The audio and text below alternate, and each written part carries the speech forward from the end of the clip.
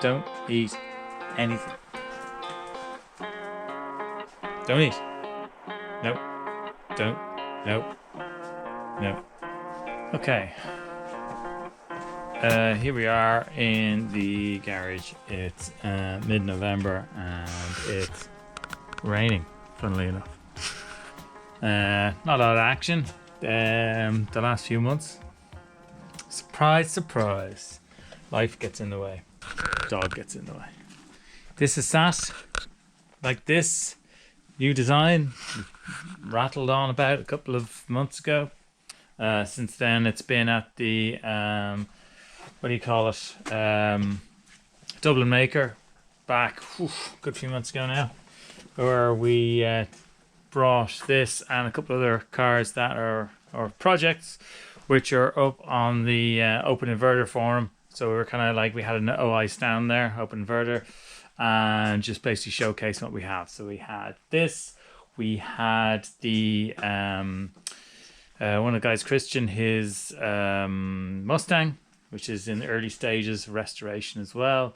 We had Mark's RF1000 Suzuki. We had batteries, Hayabusa, that he had the modules out of a E208, which is kind of what I'm going to be putting in here. And we also had Horkan, and he had displayed all his work that he had done on the Prius inverters and all that. So basically create a full BEV Prius. So he's done a load of work on that. So he's displaying all that. And yeah, that's what we had. So it was a very good reception from visitors. A huge amount of visitors considering the weather that we had there. So it was really good. Showing this off in its current state. We trailered it back. Got a few people to give us a hand pushing it back up because we had DCU, Dublin City University, were there with their solar car project, their solar race car, which is, every year there's that big race down in Australia. It's been going on for a long time, but they've created their own solar car, and we kind of we helped them out a little bit where I work as well. We kind of got them, gave them a bit of help in hand with that as well. So that was there. It was really good. Again, we were just in a little sort of lean-to area, covered over, so we were out of the wind and rain. And really good reception. This was like a lot of, there was two people who went, "What have you done?" to a perfect example of an Audi. But I convinced them. Maybe I didn't. But either way, it was really good. And I made a promise to a 6-year-old that I would have this running for next year. So no pressure from a 6-year-old. Loads of stuff, all that. Well, this is all stuff for the golf outside, but I put new brakes on it and all that. We've been kitting out the workshops, and we've got a few more tools, but there's still a lot of crap here and other distractions as well. So yeah, distractions. Yeah, so but in the meantime, I started to gather the hardware that I'm going to need. So in the meantime, what we waffled up before was what else we were going to put in here. So in here, courtesy of EV Breakers, who were fantastic, really quick delivery, great prices, have a lot of kit, really good lads. So in here I have the MG ZS charger, OBC, and it's the iBooster. I think it's from the Golf, the eGolf. So this is the Gen 1 iBooster. So swapping out the brake master cylinder for the iBooster, and that's the plan. So this is kind of really kind of like just an update. We'll have an unboxing thing. Woo! Unboxing. I haven't done one of these before. I wonder will I do it right. So let's have a look and see what's in here. So since I don't really have a lot of bench space because I'm so disorganized, we're going to do this precariously on the edge of the car as I look around. I'm got so unfamiliar with this bloody workshop because I haven't really been in here. So I don't know where anything is because I've been doing other projects like building other stuff. So household stuff. That takes. House gets old, house breaks. So it needs stuff to be done. Let's have a look at what's in this magic box, which used to be alloy wheels or something. Ooh, now we've got something else. We've got a starter motor, which is not a starter motor. Maybe this was the... What the... Oh, it's just a space. It's like... It's a tease. Something kind of roundish. Spin. A little bit of liquid. Ew, okay. Let's get... I'm gonna get some gloves on. Damn you, where's the gloves? Gloves? I only had them a few minutes ago. Jesus. Am I gonna have to reuse old gloves? I think so. Okay. Yeah, these, because I don't want to get brake fluid all over me, which is what's in here. Already I'm looking in here and I'm seeing what I think is the what is the OBC, and I'm like, it's small, which is a good thing. So, okay, yeah. So look, bit of an e-golf. And again, this is a good experiment to see. I really don't know if it's going to fit or not, but oh god, maybe I should have unpacked this sooner. But it's worth getting. Ooh, hello. Oh, it's bigger than I thought. Okay, here we go. Yeah. Okay. That's tall. Now you get these in Yaris's and Civics and all sorts of things, Teslas and all that, and the reservoir is not as tall, and sometimes it's remote or slightly off the side, so that might be something I have to look at getting attached, because already I can see this is going to sit in, that's going to be sitting way too high. So, but that's not a biggie, because we can take out the master cylinder, we can change that, we can swap it out for something that has something lower. So, straight off the bat, I can see this is awesome. The main connector goes in there. I should have asked him for that, but I can ask for it after and get him to send that on. So that is the, yeah, you can see that now. So yeah, we'll play with that. We'll get this on a bench test and see how it works as well. This is CAN controlled normally in its normal environment, but it can be made to run in like fail to safe mode, so dumb mode in a way, so just power and ground. And yeah, so we'll do a bit of bench testing at some point. So back to it. Let's ditch the box. I'm going to unravel this on the ground.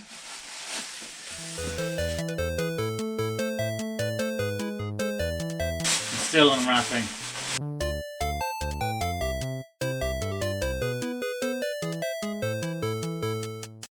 Oh, voila! This is the OBC out of MGZS. Yeah, I couldn't do this with the one from the Tesla Model S. All the connectors are good. 6.6 AC, and that is decent mounting points. You got your in and out for your liquid, your coolant there. Already I'm seeing that this can happily sit down there somewhere. Brilliant. Brilliant. So the battery's going to have to sit. It's going to have to sit up here. So, like, again, we're looking at seeing if it can sit below here in some shape or fashion. So that means then we just have a run, basically 2 runs going down to the rear pack. Beforehand we had 4, something like that, because we had the charger in the back, and also we had the coolant going front or rear as well. So if we can keep everything up front, Yeah, much simpler design, because then you've just got your thermal solution just running from motor, inverter, charger, pump down there into rad, which you're going to fit up there. Again, you can play around with these things, see how that works out. We'll pop out that booster, brake boost out, and then offer that up and see what the other ideas are for the reservoir on top. So that's it for now. So here is the iBooster, right? So guess the way you're looking at it is your pedals down this end, and it's gonna force the piston in this side, which is gonna have electromechanical assistance as it works off. There's sort of position sensors in here, works out the pressure, where it is, and goes, right, we need to give you that much power this way, which then forces the master cylinder here to force the hydraulic fluid to your brakes. So that's it. There's the ECU on there.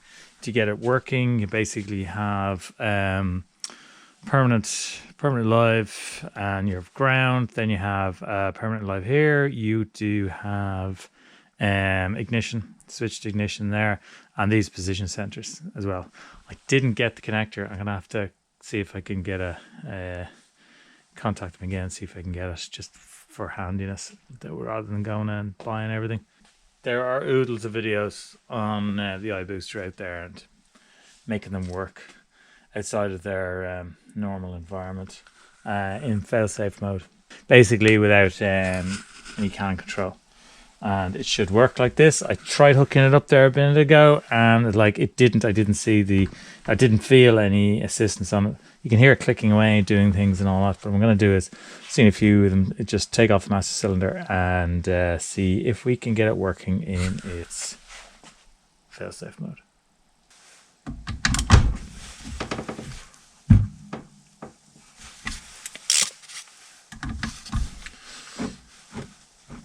Jesus. That's not going to go. What is that? What is that? It's a big fucker thing. It's not that, you see. Now we got something that fits. We should be able to. No, we're gonna need something. We're gonna have to get a bigger boat. We're gonna have to go big guns. Okay. Oh, lovely. That's good. Okay, you on there. Wunderbar. Now the good thing about this as well is some cars in the Honda CR-V and all that, you see the whole unit upside down, and so it fits better into wherever it is, wherever it goes. But also there's a lot of inter whatever you might call it. Different manufacturers can, you can get different reservoirs to fit. Remote reservoirs are really nifty ones. There we go. Nifty, yeah. It's pretty good in that respect. Let me just downsize a bit. There we go. Yeah, just to see with this off if anything else happens. If it's easier to operate, as in just for testing. It's obviously different when you have a pedal attached to it and you've got the full force of your leg instead of the palm of my hand on this. Yeah, this is used in a lot of EVs now. It's for one, it gets rid of the vac pump that everyone seems to have been using, and it just removes that, the illusion of the electric car conversion, and you want to be able to have something that is silent, so right, let's see what happens there. So it's going to hook up permanent. If you put a little bit of input pressure on it there,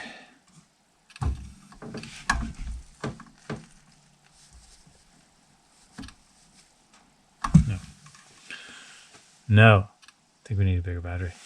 Okay, so have a bigger battery. I know, using a big battery. I know. Use the small one, but bit of trial and error here. Hello, iBooster. Give you a bit of ignition. Ta-da! Now we have pedal assist until it doesn't want to give it to you anymore. Okay, since we got that thing working, that thing being the iBooster, I decided, hell, while we're waiting for all this to solidify in my head, I'm going to take this off. Okay, time to make this fit there. But first of all, we have to get rid of that out of there. Which means taking out everything from underneath there. So I had everything nice and tidy, but I have to make it untidy now. 1, 2, 3. 1, 2, 3. 13s out of there. I don't know. I'm not sure. I know for sure that was a standard kind of bolt arrangement for yonks, for all sorts of stuff, and that's obviously changed now because there's 2 bolts. So it's there will be an adapter plate to adapt the firewall of this to the iBooster. But we'll just get all this offered up. We'll get these 3 out, and then we'll see, get the servo out, and then we can offer up the other thing and see how it all looks. That's the 3 bolts out. Take my battery box out of there.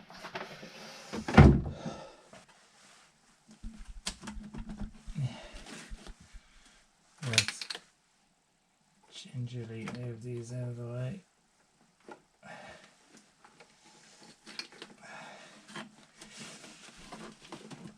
Out you go.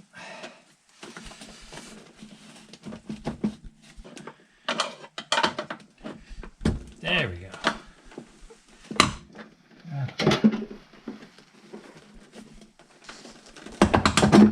Yeah. Here she comes. There we go. Now, with this out, we have a couple of things to bear in mind. So we are going to have to let's just have a look at this. So I'm gonna stop it just there because there's a chance I might have jumped ahead a bit too much for some people who are watching this and don't understand what that big lump of metal I'm holding in my hand right there is. So yeah, let's go back to basics. We're talking about brakes. We have a master cylinder, big piston inside the master cylinder which pushes fluid through the pipes, goes down to the brake calipers which then grip the brake discs. So to actuate that, you put your foot on the brake and you're pushing that piston through the fluid, and that's it. You stop, slow down the vehicle. Thing is, that takes a lot of pressure. So if you had a huge piston in there and you were actuating on that, much easier. You could push that fluid in much easier just with your foot on that pedal. But because space constraints and that in the engine bay, you don't have that luxury of having something like that. So you need some sort of assistance. And what you have here is the vacuum servo assistance, brake assistance. So that's in that dish, that black sort of dish there, that has got a diaphragm in the middle. So 1/2 is the vacuum side. So the low pressure side, that's where the vacuum's created. That's coming from an internal combustion engine that's created on the intake manifold. As the air is being pulled into the engine to be burnt through the inlet manifold, it's creating that vacuum effect, which creates that vacuum on the low side. There's a few check valves in there, which is creating that vacuum on either side of the diaphragm. As soon as you press the pedal, one valve opens, the other valve closes, and normal atmospheric pressure rushes into the right-hand side of that diaphragm, creating this shift which assists you in moving the pedal. because there's low pressure on one side, high pressure on the other side, and that's what gives you that brake assistance. In some cars as well, where they don't have the luxury of having the that vacuum assist from the engine, that they'll use this vacuum pump. It's used in some electrics and hybrids and big diesels and things like that, so you have that as well. We're using electromechanical stuff, which is being used a lot. There's also hydraulic side. There's actually the original braking in this, if you look back through the videos, actually had hydraulic assist. So it had this kind of thing, they call it the bomb, and it was a hydraulic assist system. So but we shifted to the vacuum assist because that's what I wanted to do at the time. Now we're taking it to the third step. So I hope that clears things up a little bit with a few of those examples, and let's get back into it. So servo out, don't mind that, that's just propping this up. So there's the firewall there, standard 3-bolt for that era. See, now you've got 2 bolts. So a couple of things we can do here is we can make an adapter plate for this to work with this. Adapter plate obviously will sort of reduce your throw on this. I mean, I think we'll have to make something to match that in distance and all that as well. But is here, there's already an adapter plate on this to fit the Golf. So it's a case of removing that. This has the same kind of dimension. I'm gonna guess that they are the same distance as they are. So this arrangement here is to fit the Golf. This is the original from factory from Bosch. So we remove that and we design a new adapter plate, except with, instead of these 2, it's got these 3. So that's something. Now, that's it. I don't know if it can be done. I'm actually thinking about it now, going, you probably can't do that vehicle because this all here is part of the main structure here. So I might be just eating my words. So in that case, you will have to be bringing it out to at least out to this face. So we might as well start with this and build on. So we'll see. Obviously, we'll have to change to accept this fella. So again, some sort of thread insert, thread into thread to thread. We'll see, but that's what we're looking at, because we're going to want to have whatever the face is there. Move this back. So say you're going to be like so. So you're missing a good 50-60 mil, something off there. But that's fine. You just measure it up. Make this fit this, or something like that. Yeah. So that'll be it. Okay, so there you go. What we can do is we can take all the measurements we want off that. So it'll be adapter plate time. Let's have a quick spin this off and see what these threads are like.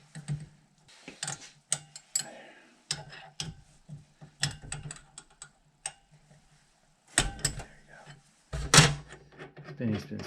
Spin. Totally different threads anyway. They look different thread pitches. First of all, before we do that, let's take some measurements of all this. 215. Yeah, 215. So let's do a sketch here. There. So that was on all the way there. That's how much you've got to play with. It's loads. Just need to somehow work with that. Boop, done. Look, simple. That hasn't got a lot of adjustment on it. I like the way that has a lot of adjustment on it. Not that you need that much. I mean, if we can get it in around there, it'd be fine. But yep, that's it. So let's just have a quick look at offering this up. I mean, we've still got the studs in. I know of the iBooster, but let's have a look, see how it can be. Remember that this can sit either orientation. Some cars have it sitting like that, some have it like that. So we're kind of flexible in that way. So if this was to keeping the ECU on it out far side, and if you had an adapter plate, let's see if I can just put the I didn't want to do that. Let's see if she likes to go this way,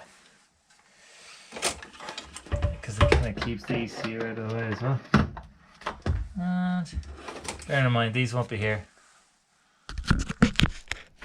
those cables aren't going to be there anymore, so it'll be sitting like that at a kind of an angle.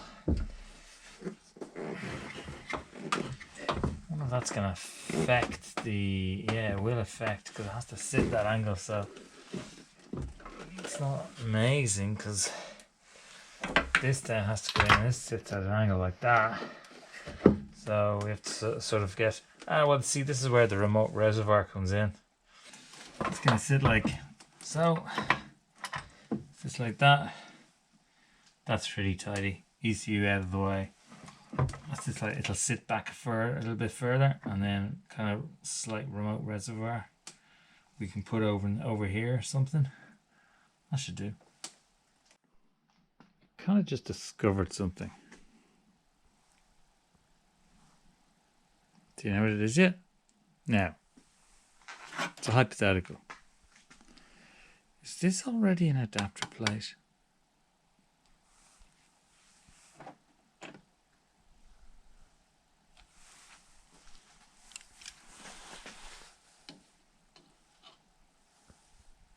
I don't know. Shall we find out? I don't know. I'm not holding out hope.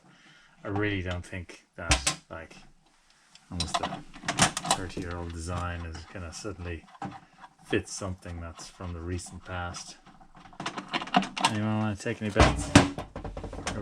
I don't even know what the internals of this is made up of. I don't know how this is sprung. Is this just a collar that sits on top? Is that put on by Audi onto the Lucas part? Yeah, I guess we're about to find out. It would be so funny if it just fitted, because then I wouldn't have to ask my good friend, particular mechanical engineer, to do a 3D scan and maybe create something. Because I wasn't paying attention that day in class. 3D scanning class. Okay, so that comes off. Oh, fucking hell. Sorry. Okay, ready? This is peculiar, right? I genuinely, like, look at this. That is, yeah, so that is the part that Lucas make, and this is the part that Audi make. And let me just, genuinely, I've not done this before. Oh my god. Oh my god. Is it the right orientation? I have no idea, but you've got a couple of different scenarios there to play with. Oh my freaking god. Can you actually believe it? 1993. 2020? Hello. I'm just shocked. I'm just shocked. That has just wiped out a whole lot of hassle for me. Like, God bless the Germans. That's, yeah. Anyway, I'm going to leave it at that, because that is a win of wins, and I don't want to progress anymore. I'm going to take the rest of the winter off, and I'll come back to you. I'll see you in the spring, because I deserve it. So what happened next? I don't know. Stay tuned. We'll see what miracles I can perform the next time round. That is definitely it for now.